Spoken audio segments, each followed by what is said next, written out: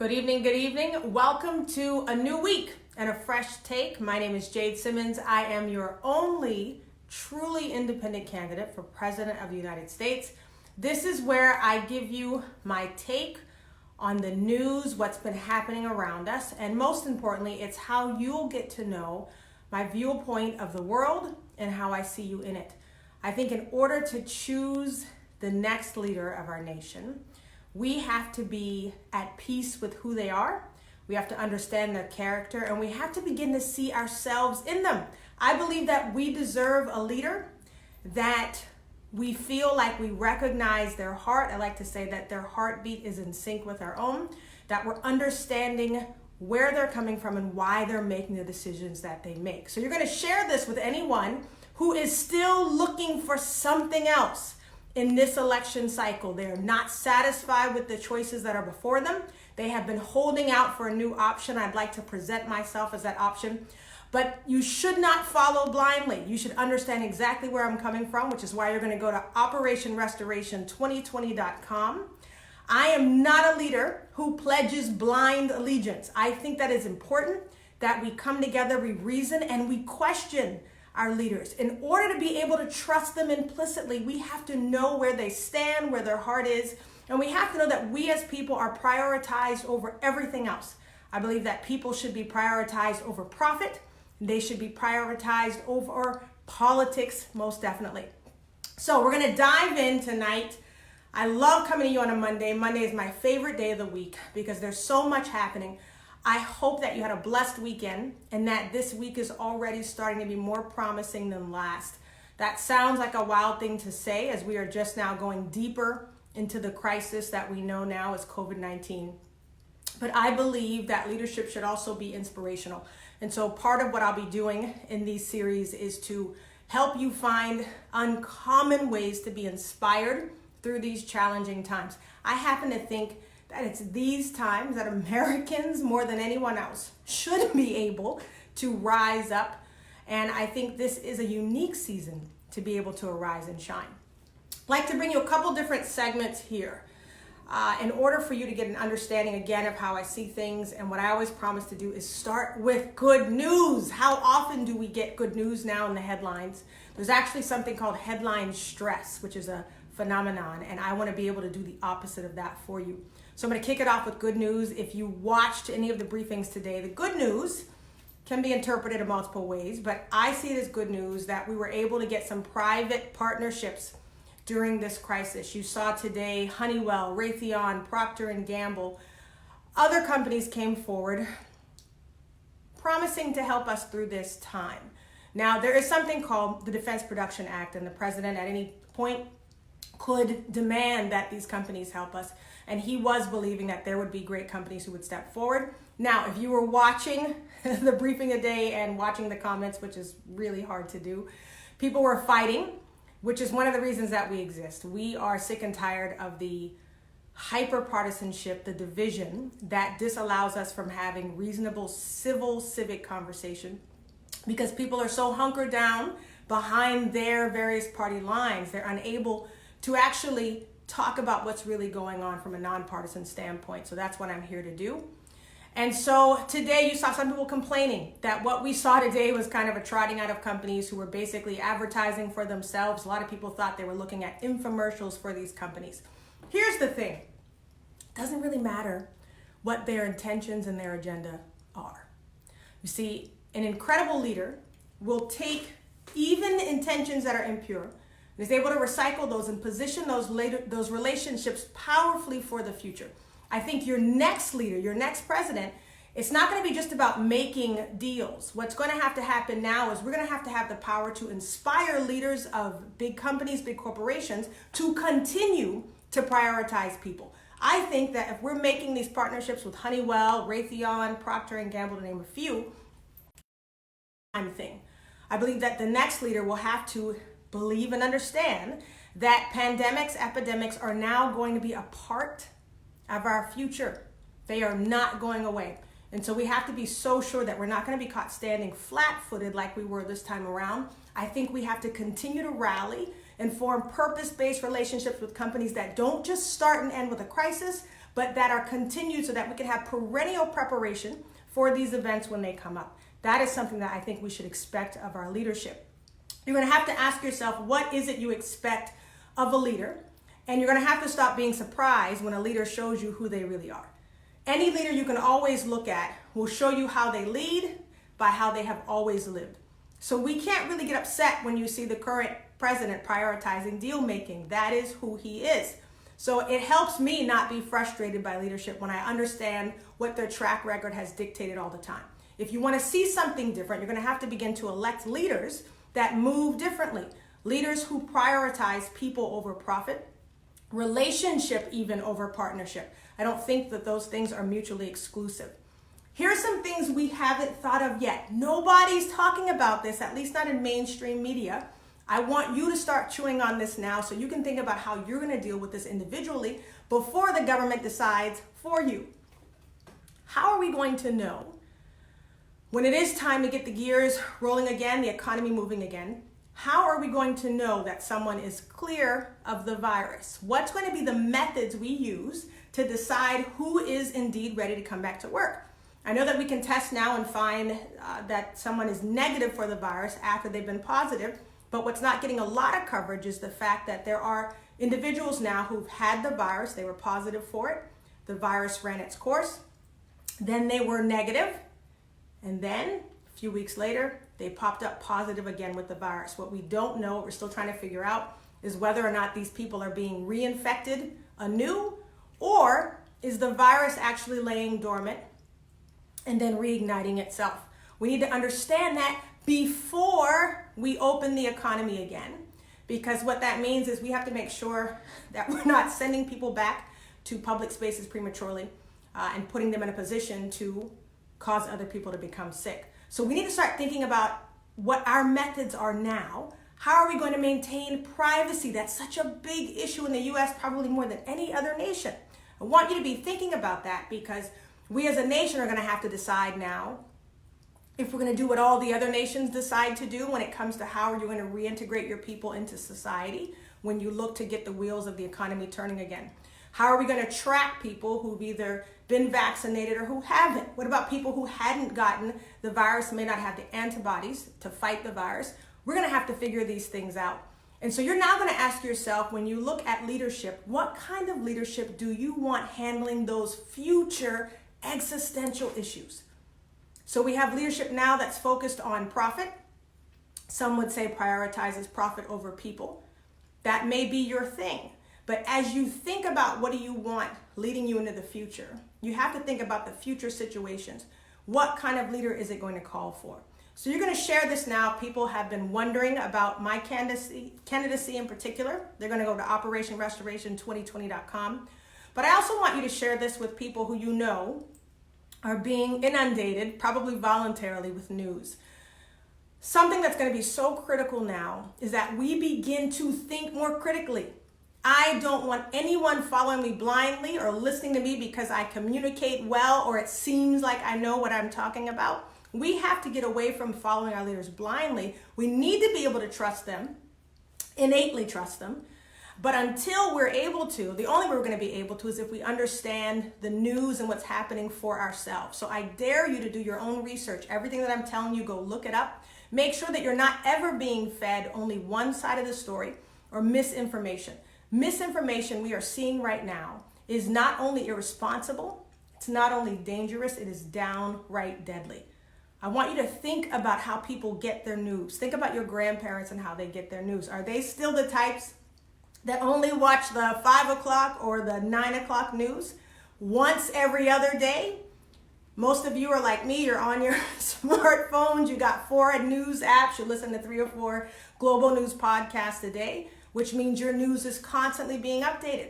That's how dangerous misinformation is in this age, because if you got your news on Monday, you don't know what's transpired between Monday and Wednesday, so to speak. So someone might be touting a cure on Monday that we find out is not actually a cure on Wednesday. Other good news, we know now that we have new testing kits that the FDA has hurried to approve. Hopefully that rush will be a good thing. And what it means now is that we're going to be able to have results from tests in minutes.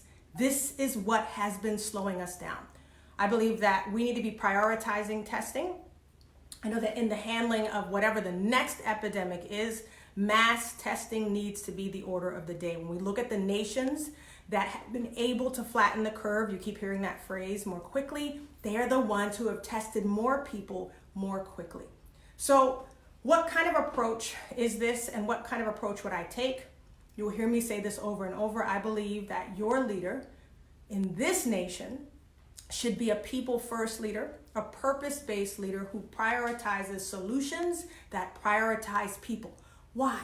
Because it's really a false choice to say, do we want to save people or do we want to save the economy? That's not a real choice, actually.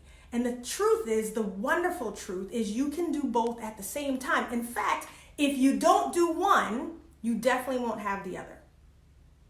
So if you don't prioritize people, if you don't save people, you won't have an economy to fix. But as soon as you focus on beating the real enemy, which is the virus itself, as soon as you focus on that, when you prioritize taking care of people, no matter what age bracket they're in, when you're careful with the information that you put out so that people can do the best thing to take care of themselves the quickest way possible, the economy will get back running quicker and quicker. Economists agree, both conservative and liberal economists agree that the best way right now to handle what we're dealing with is to begin to continue to put massive healthcare investments in place, and that we're going to start seeing an undergirding of the economy from the bottom up. You've got to meet people where they are. We'll get back to that a little bit later. I want to give you a scorecard. Americans like to win. Our president definitely likes to win. Our political leaders like to fight each other and win. One of the reasons that I'm running is because I believe we should demand that our leadership not spend more time fighting each other than they do fighting for us. I'll say that again. I believe that our leaders should spend less time fighting each other and more time fighting for us. This past week was an example of how possible bipartisanship is. Did we see some nastiness? Yes, we did. Did we see some delay because of that nastiness? Yes, we did. And my run for president aims to put an end to that division, because I believe that division creates a delay that is deadly and costly. Now, when I was deciding to run, I did not know that COVID-19 was going to hit this badly. I have been watching this virus since the end of December. And I will say it, and because it's still baffling to me. I remember when there were 6 victims, 6 deaths coming out of Wuhan, China, when it all started. And I watched that number go from 6 to close to 100 in just a few days. And so I knew then that we were in for something big, but I honestly thought that we would have been on the front end of tackling this issue. So let's talk about how other countries are dealing with this. Some people say, we don't care what's going on outside of the US, America first. Listen, if you want to end up being last, ignore what's going on with other nations. If you want to end up being behind the curve in anything we do, ignore what's going on. You see, it's a prideful position to think that we cannot learn from other nations. We should not be dependent on other nations. We should definitely be independent, be able to come up with our own solutions, but why reinvent the wheel? Also, I think wise counsel sometimes just comes in the form of paying attention. When we pay attention to Germany, we'll see a country that was just about as lackadaisical as we were when they got started. Talk about Corona parties. The Germans were out having their parties. They could care less about the virus when it first kicked off. But when Angela Merkel came out and told them, hey, this is a serious deal, we're going to begin to shut down, they had an almost instant turnaround. Now, their country has one of the highest infection rates at 6,000 infection cases, but their death tolls compared to the number of infections is one of the lowest. They've had under 500 deaths. Now, they got as late of a start as we did in many ways. They were as reckless as we were in the first few days, but instantly they turned it around. How do you turn something like this around?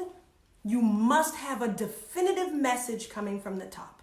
If you have any ambivalence, if on Monday you're saying it's a hoax And then on Tuesday, you're saying, this might be something. And then on Wednesday, you say, we'll take a look. And then Thursday, you get where I'm going. And it takes us a week or 2 or 3 or 4 to finally sort of say we should do something differently. You're going to have a much higher death toll. Germany turned it around. You will see the number one answer the world over is the one thing that we were extremely late in doing, which is testing. Not talking about just being able to get the test. If you feel sick, if you show symptoms. What Germany has done is they've started testing people with few or hardly no symptoms. Does that cost money? Yeah, because it's going to seem like you're giving the test to people who aren't sick. But what's going to happen is you're going to find people before they knew they were sick. They're going to quarantine themselves. They're going to stay at home, and they're not going to spread the virus because they know now that they have it. What we've done is we've gone by what we can see. My favorite scriptures, right, tells you that last thing you should do is go by what you see, right? And that's because your eyes can be deceived, and that's how this virus works. You can be completely healthy. You can be of a certain age, which we're no longer saying it's only young people. You can be of any age, carry the virus and not know it, and also spread it. Excuse me. I found a heartbreaking story this past weekend, which has made me more adamant. I've been very careful not to engage in any kind of mudslinging to either side. I think that Americans really could care less what the left thinks of the right or what the right thinks of the left. I think that you just want to know, what would you do, potential leader, in this situation? But it's been very difficult not to be critical of not just the current administration, but politics in general right now. And what I will say is when I see cases like the one that I shared on Facebook about a choir, they still had choir rehearsal after it became known that this was a big deal. There was a sort of ruling in their area that said you shouldn't go out. But it wasn't that hard, mandatory kind of shutdown that we really need somebody to say, hey, guess what? No matter what, stay at home. It's very difficult to say that to Americans. We don't like to be told what. We have a rebellious streak by nature. It's a God-given part of our DNA that I think is designed to help us be the innovators that we are. The flip side, every gift you have, every incredible personality trait that you have has a flip side. The flip side means that we can sometimes be rebellious to our own fault, to our own downfall, that confidence in being different and being mavericks can lead to arrogance, and that arrogance can lead to a stubbornness that is dangerous. So this choir continued to have choir rehearsal, one choir rehearsal. Went to that rehearsal. I think there were about 60 people in attendance. None of them had symptoms, not a cough, not a sneeze. I have allergies, if anyone's wondering why I'm coughing. No one even seemed to have allergies. There was no coughing, no sneezing. When they got there, they did not hug. They practiced social distancing. They handed out hand sanitizer. There are now over 40 cases of COVID-19 in that one choir. 2 people have already died. If you are still telling yourself that this is not a big deal and it will pass if we just stop making a big deal out of it, then what that means is that mindset in and of itself is contributing. Might be unknowingly, maybe unwillingly, but it's contributing to the loss of more lives.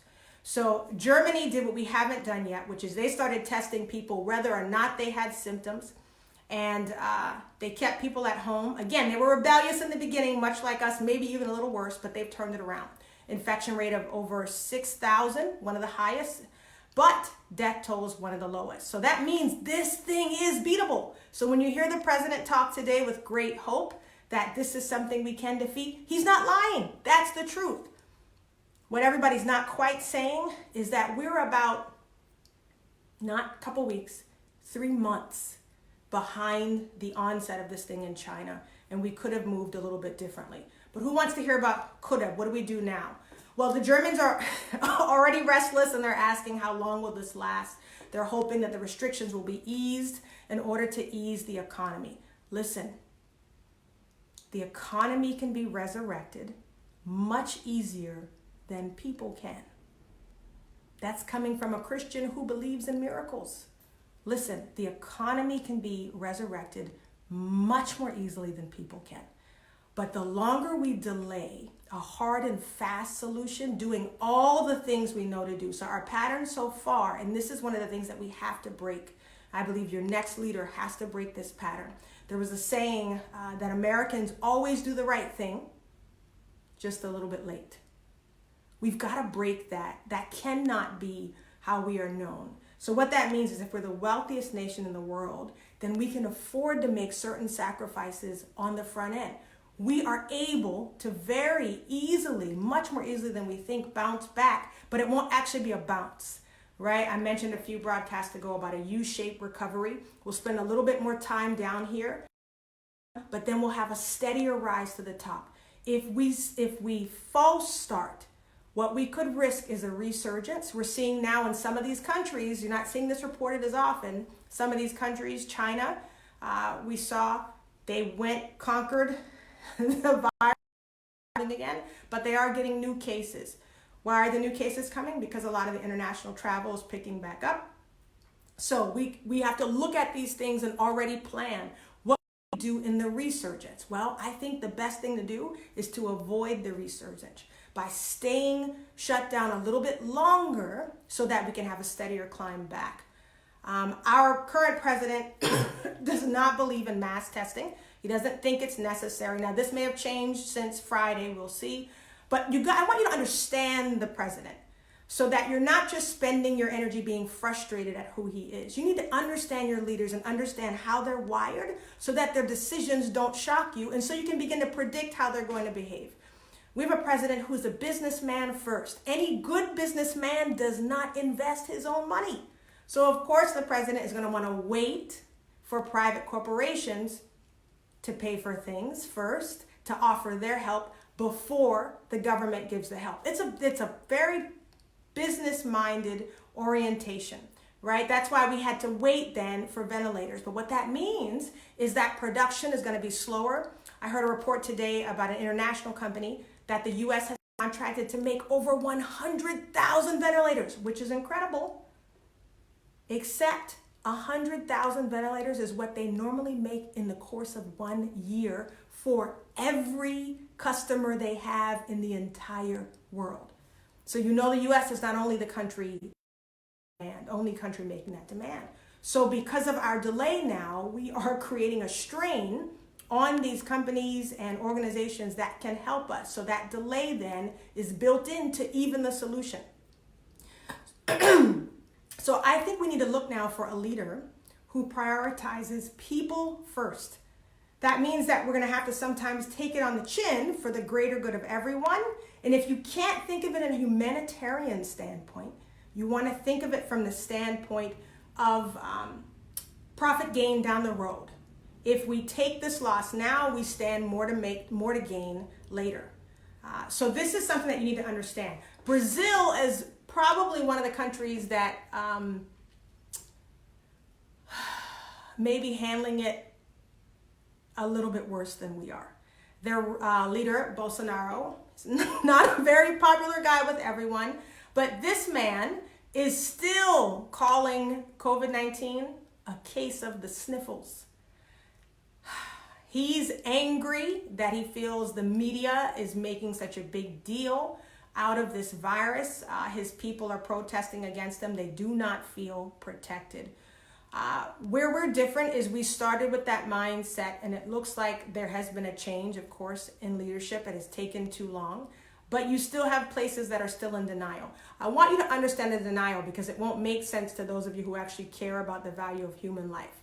Where the denial comes in the case of Bolsonaro in Brazil, is that he ran his entire campaign on the status of the economy. So he has to say what he needs to say in order to get the economy running again, because that is his entire platform. Unfortunately, he looks to our president, he says, as the inspiration for his move. So hopefully he's looking now and will actually make a change and a shift. But here's what I want you to understand about that. Like it or not, this country, we are world leaders. What that means is that people will follow our lead for better or for worse. Let me put that in the most grave terms. What that means is if we make a decision, if we make overarching decisions and moves that cost us either the economy or cost us people, there's a good chance there are other nations that are following our lead and will do the same. I believe that the leader of the free world, which is whoever is president of this nation, has to understand that he or she is not only leading this nation, but that there are eyes all over the world that are watching to see if we are a template worth following. Do you know that not only here in the US has things like white supremacy, racism begun to, anti-Semitism as well, begun to rise, hate crimes in general has risen in this country in the last few years? Do you know that there is a corresponding rise in other nations as well? And many of those people who are rising say that they are looking to the US as their model. That's not the kind of example that we should be setting. If people watch us, then their hate crimes should be decreasing. If they watch us, racism should go down where they are. You understand? We should be the inspiration, because we are, for better or for worse, for all the eyes that are looking. For those of you who keep up what's going on in the Middle East, this is something that we won't say in the news right now because the news is rightfully obsessed with COVID-19. But you'll see right now, I think yesterday we had our first, or over the weekend, our first death from COVID-19 in Syria. Why does that mean anything? Well, there was and still is an incredibly awful humanitarian crisis going on right now in Idlib. So this is the conflict between Syria and Turkey and Russia. Do your research. You should know about this because it does affect us. We pulled out of Syria, you might remember, and we left some incredible voids there. You won't hear that talked about, at least not a lot right now. But these are going to be questions that the next leader has to look into. The negotiations going on that the next leader will have to carry on or put an end to or change the direction of. Why does this affect us? Well, let's go from the survivalist standpoint. If a place like Syria that has 1 million people displaced suddenly gets a case of COVID-19 that spreads rampantly, you can believe that what happens in the poorest, most desperate parts of the world never stays in the poorest, most desperate parts of the world. It would be a waste of time for big world leading nations, Germany, France, the UK, the US, China, for all of us to solve COVID-19 and then allow it to run rampant in these other parts of the world, because they will continue then to come back to us as well. That's the survivalist standpoint. I always try to come from a humanitarian standpoint. It's the right thing to do. When we have our act together here, we're able to help others. You heard the president say today that many of those ventilators he doesn't believe we're going to need, and he says that we're going to send them abroad. I'm here to tell you we are going to need those ventilators, that there are still states that have not even gotten to the tip of the iceberg where infections will run. So I don't believe we'll have enough ventilators to share, but I do believe the mindset of our leaders should be that once we have our cases underway here, managed underway, we're able to start looking now at how we aid the nation. From a humanitarian standpoint, it's good. From a survivalist standpoint, it's also good as well. All right, I want to end now with two more things. A question to you. Whose job is it to manage this? You're seeing some governors come on the air every day and talk about how they're handling this crisis. Many are really enjoying watching Governor Cuomo. I think Governor Newsom of California came on as well today. You're seeing people decide for each state, for themselves, how they're going to handle this. Do you believe that these types of crises should be handled state to state? Or do you think that the federal government should dictate how each state handles it, how the nation handles it as a whole? Want you to give that some thought. Many of you who don't believe in big government, I know you're going to say, I think this should be a state-to-state issue. Many of you who believe the federal government should do more for its people are going to say, hey, the president should just tell us what to do. Here's the problem with state by state. What you're going to start to see now is that, and you are seeing it, governors and mayors are going to be fighting over resources. They're going to be upset, like you saw Governor Cuomo be very upset about saying we were going to quarantine his neck of the woods. If you have a strong initial response, you will always have state by state discord. If there's not a unified message coming out of the top, then everything is open to interpretation. Now, some will say, look, the governor's job is to take care of his state. I agree with you there. The mayor's job is to take care of his city. But let me show you how this undermines itself. This past weekend, my hometown, Charleston, South Carolina, we have a city close to us by the beach, on the beach called Folly Beach. They reopened for business. To heck with this quarantine stuff. Do spring. We're gonna start summer early. They opened, and then you saw protesters at Folly Beach saying go home. They're out there with a sign saying go home. Drive past them, not even caring, are people coming to the beach. Now, problem with that is, what if the city next to Folly Beach says, well, we're shutting down? You see, you have all this discord when you don't have a unified decision coming from the top. At the end of the day, states are probably going to be able to decide some of the big moves they make, but it would be much better to have an overarching national approach. What would collaboration look like? I want you to imagine this version of America, which is my version, where you have a colorless administration. I'm not talking about black or white. I'm talking about no red, no blue. Stop all the vote blue stuff. Turn the state, vote red. We want 50 states red. If you have red or blue, you immediately are not serving a large swath of American people. How can you be one nation under God, indivisible, and you decide intentionally not to serve an entire part of your population? Imagine a colorless administration where your leader is neither red or blue, and the states then are able to be like 50 purple states. Imagine if your state, if New York, once they got their issue under control, was able to say, you know what? We have 10,000 leftover ventilators. We have healthcare workers that can come to your state and help you with the issue as it comes to you. Here's the thing about Corona. It doesn't know where the state lines are. It doesn't know to stay in a city or stay in a state. It goes where it pleases, and I believe that we'll find out as the weeks go by more about how it actually spreads. I think we're going to be surprised about how easily it spreads. We know it spreads quickly, but I don't think we have really discovered how easily it spreads. I believe that we have to begin now to demand of our leaders clarity in messaging, and collaboration must be the order of the day. Those are the things that I would love to be the trademarks of my administration as well. A lot of people are saying we're not the same as New York. We're better off than New York because we're not as densely populated. Well, we're not sure that that's the only reason Corona is running so rampant in New York. It may be tied to how we socialize. I think we have to be careful about rural communities that spend time together in close distance, right? They're not practicing social distancing, but because they're away from the epicenter, you keep hearing that word, of the virus, they are falsely thinking that they're not also going to see some damage from this. This can all be rectified when we have clear messaging coming from the top. Thank God we're starting to finally get that now, but I do fear that we've been late.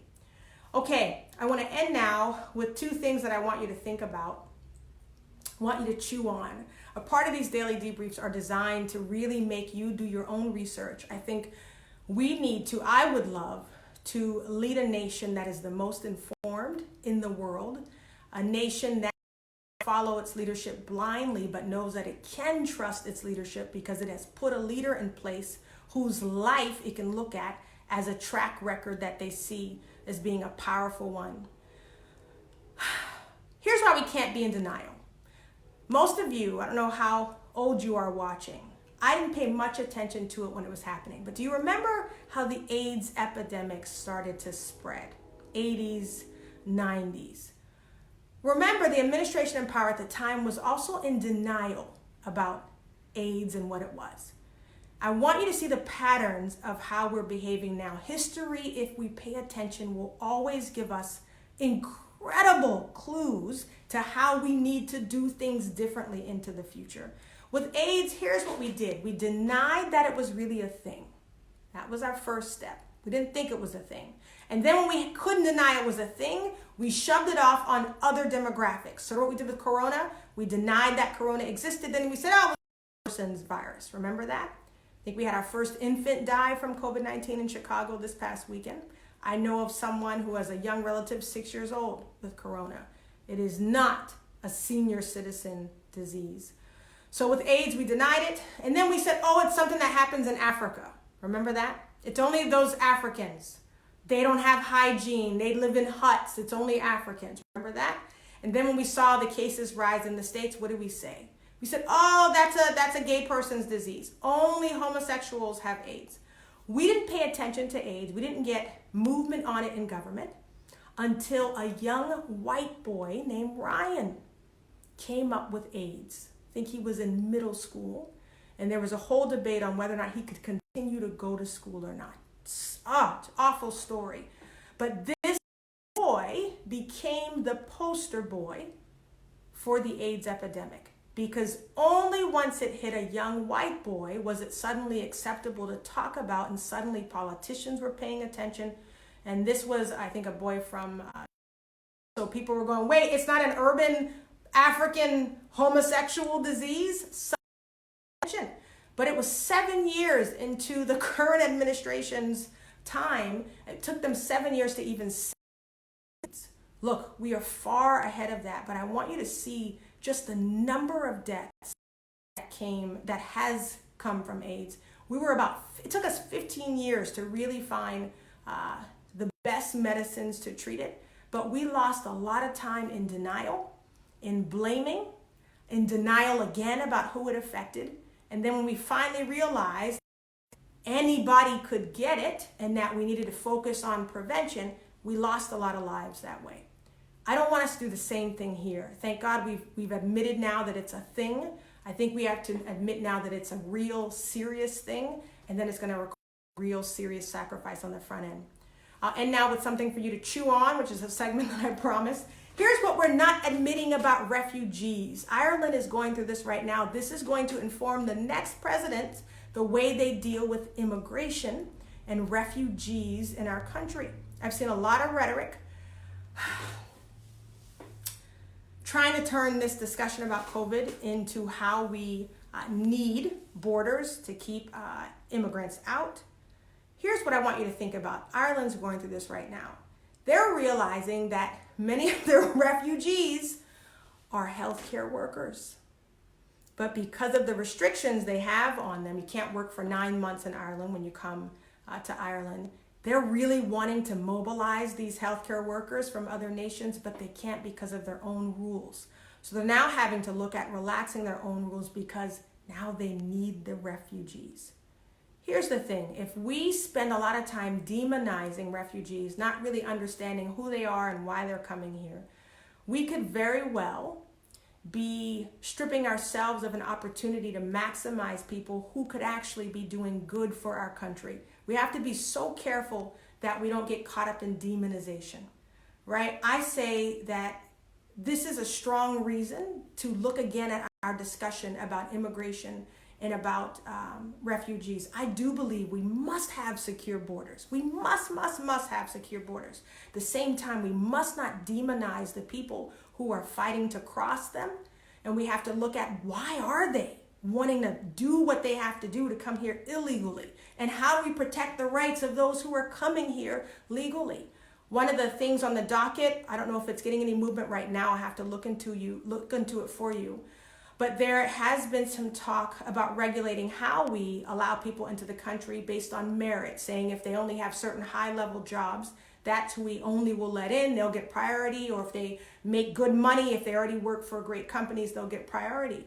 Listen, in other countries, if the economy is different, the doctors there aren't making the same as the doctors here.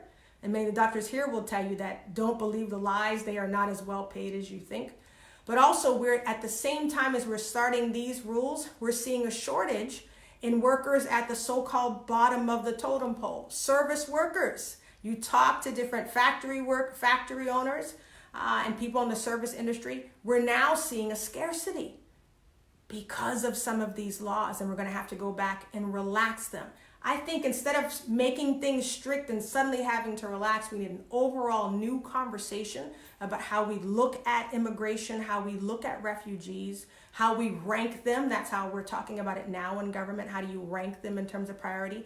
But what you're seeing is Ireland going, man, there's some really good people here that could be doing us some good right now. Here's what you want. You never want to set yourself up to create relationships that are only transactional. And what I mean is that you only value people when they can do something good for you. I think we need to move beyond that type of leadership. What if we start to value people for being people? We decide they have merit simply, first of all, because they exist. And then we look at ways to build a new infrastructure that allows not only people who need help to come here, but for us to be able to help ourselves with the people who are coming here. That if things are mutually beneficial from the beginning, we don't put ourselves in a position to have to backtrack and suddenly relax laws that maybe didn't make as much sense as we thought in the first place. What am I saying? You saying, Jade, are you just all about open borders? No, I'm not. I believe in order. I think things must be done decently and in order, but I do not believe in demonizing. And I think that when you demonize on the front end, whether that's big business, you demonize big business, then you got to call on them to help you when you have an epidemic. I think you demonize poor people, then you'll realize that they're some of the hardest working people and you're going to need them when this thing is getting ready to turn around. I say don't even put yourself in a position to have to backtrack and eat your words. Instead, prioritize people on the front end, find their value on the front end, build mutually beneficial relationships, and go from there. Hope that gives you something to chew on. There's another, I hate this one, but there's another saying that says, if you want to see Americans bind together, you're going to have to wait for an alien invasion. That when aliens finally come, that's when you're going to see Jews fighting next to white supremacists, Christians next to atheists, because suddenly we remember we're all human and we have one common enemy. Guess what? We've got one common enemy that is not discriminating, whether it's age, socioeconomic status, race. This thing will take anybody out that it can. We have our alien moment. If you think of COVID-19 as the alien, we get to finally bond together and become one nation under God, indivisible. I hope that this sits well with you. It hits home. Don't take anything I say at face value until you have proven it for yourself. Do your own research. I dare you, if you've got a favorite news channel, whether it's Fox or CNN, I dare you to watch the other one. I dare you to look for news that doesn't just validate what you want to hear, but challenges what you think you know. Between you finding the information you want and the information you need, you'll come somewhere in the middle with a viewpoint that actually looks more like reality. That is the kind of administration we need. That is the kind of thought process we need as a nation. And I'm excited to offer myself up in that position to bring you truly independent leadership that decides once and for all. We are done with behind party lines. We're done with hyper volatile rhetoric that gets us nowhere. We are done with the stalemates that we are seeing created by two parties that quite frankly have found it very profitable to be in a place of division. But it cost us everything. And I say, time for that is over. All right, I hope you guys have a wonderful evening. Share this with people who are wondering about this candidacy. Have them go to operationrestoration2020.com. We've got a volunteer kickoff session coming up in April. We'd love to have you be a part of that. If you're looking for a way to exercise your purpose, your giftings, your talents, and your skills in service to restoring this nation to the country it was always designed to be, we'd love to have you on the team. Okay, also follow us on the Operation Restoration 2020 Facebook page. Same handle for Instagram as well. Okay, talk to you tomorrow night. Bye-bye.